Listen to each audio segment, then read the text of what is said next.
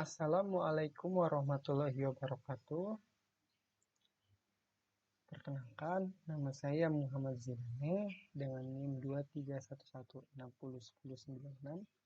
Akan coba melakukan presentasi dengan tugas tinjauan artikel pertama pada mata kuliah Jaringan Komputer dan Komunikasi Data yang berjudul The Design Philosophy of the DARPA Internet Protocol. Artikel ini telah dituliskan oleh peneliti David de Klerk yang ditulis pada tahun 1988 yang berjudul The Design Philosophy of the DARPA Internet Protocol. Salah satu abstraknya berisikan artikel ini mencoba menangkap satu pandangan dari tujuan awal arsitektur internet dan membahas beberapa alasan awal terciptanya protokol internet. Adapun topik pembahasan yang akan kita bahas dimulai dari definisi DARPA, pembahasan, kesimpulan, batas dan kekurangan, serta opini pendapat pribadi. Oke, kita mulai dari definisi DARPA. Apa sih itu DARPA? DARPA ialah Defense Advanced Research Project Agency, merupakan agensi Departemen Pertahanan Amerika Serikat yang bertanggung jawab atas pengembangan teknologi baru untuk digunakan oleh militer. Proyek yang didanai DARPA telah menyediakan teknologi signifikan yang mempengaruhi banyak bidang non-militer, seperti jaringan komputer dan basis internet modern, dan antarmuka pengguna grafis di bidang teknologi informasi. DARPA bersifat independen dari program penelitian dan pengembangan militer lainnya dan melapor langsung kepada manajemen Departemen Pertahanan Senior. Nama organisasi telah berubah beberapa kali dari nama pendiri DARPA pada tahun 1972 menjadi ARPA tahun 1993 dan menjadi DARPA pada tahun 1996 pada bulan Maret. Proyek DARPA telah menemukan IP atau TCP/IP pada tahun 1970 dan 1980 yang telah digunakan secara luas di bidang militer dan komersial sistem. Setelah kita mengetahui DARPA tersendiri memiliki dua tujuan, yaitu tujuan primer dan tujuan sekunder. Tujuan primer atau tingkat atas dari proyek DARPA ini menggunakan teknik multiplexing untuk menghubungkan jaringan yang ada. Salah satu asumsi yang telah dibuat oleh Vincer van Bocken, penulis asal protokol internet, adalah menggunakan paket switching dengan sirkuit switching untuk multiplexing. Peralihan paket sebagian besar dilakukan untuk kompatibilitas dengan jaringan yang ada, sehingga mencoba untuk saling terhubung, dan karena banyak aplikasi login jarak jauh sebagai contoh yang diterapkan oleh Dr. Clark, merupakan kandidat alami untuk paket switching teknik. Adapun juga tujuan sekundernya dari proyek DARPA ini menentukan bagaimana protokol internet akan diimplementasikan. Dr. Clark menyatakan ada 7 tujuan tingkatan pada tujuan sekunder ini. Pertama, komunikasi internet harus terus berlanjut meskipun kehilangan jaringan atau gateway. Dan yang kedua, internet harus mendukung berbagai jenis layanan komunikasi. Dan yang ketiga, arsitektur internet harus mengakomodasi kebenaran jaringan. Dan yang keempat, arsitektur internet harus mendukung manajemen distribusi. Dan yang kelima, internet harus hemat biaya. Dan yang keenam, internet harus mengizinkan lampiran host dengan tingkat upaya yang rendah. Dan yang ketujuh, sumber daya yang digunakan dalam arsitektur internet harus dipertanggungjawabkan. Tujuan arsitektur internet diberi bobot berdasarkan kepentingan dalam urutan di atas.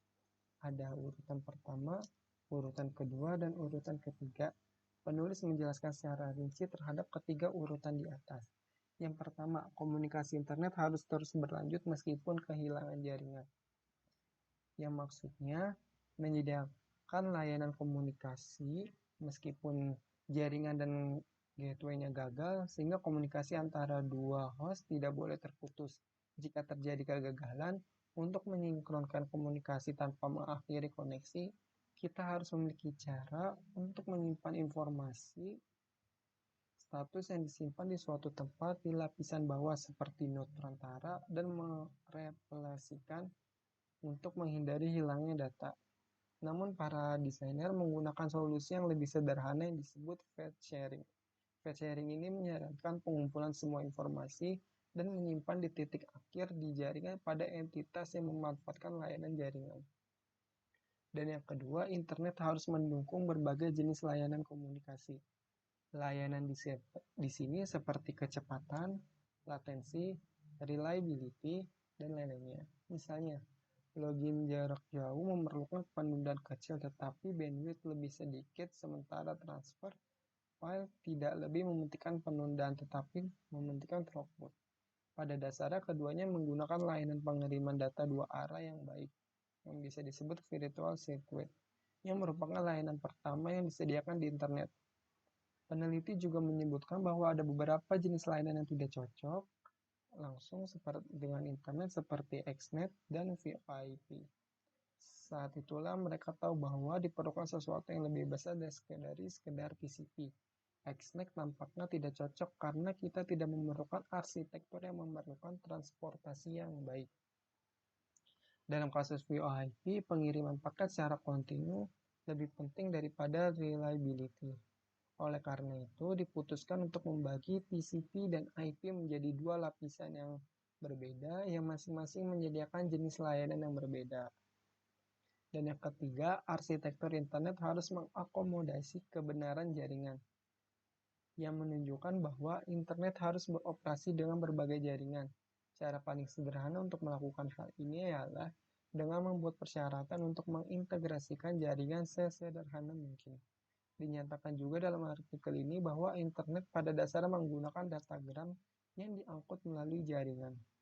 Dikatakan bahwa datagram adalah sebuah blok bangunan dan bukan layanan, yang menjadi dasar pembuatan layanan lain.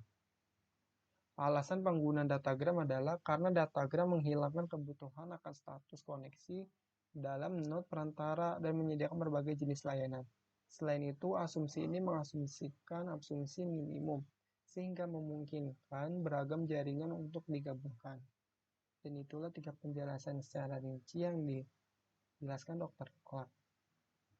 Lalu kesimpulannya yang dituliskan oleh peneliti ini menyatakan bahwa protokol ini banyak sekali digunakan dalam lingkungan komersial dan militer. Pada saat yang sama, keberhasilan memperjelas bahwa prioritas perancangan tidak sesuai dengan kebutuhan pengguna sebenarnya. Perhatian lebih harus diberikan pada akuntansi, pengelolaan sumber daya, dan operasional daerah dengan bisa diperlakukan. Lalu ada sebuah blok penyusun, selain datagram dapat dirancang pada arsitektur generasi berikutnya untuk mencapai tujuan kemampuan bertahan hidup dan fleksibilitas. Lalu ada batasan dan kekurangan. Penulis dapat memperbaiki artikel ini dengan memberikan rincian lebih lanjut tentang dampak lapisan jaringan pada arsitektur jaringan dan bagaimana lapisan lainnya berevolusi.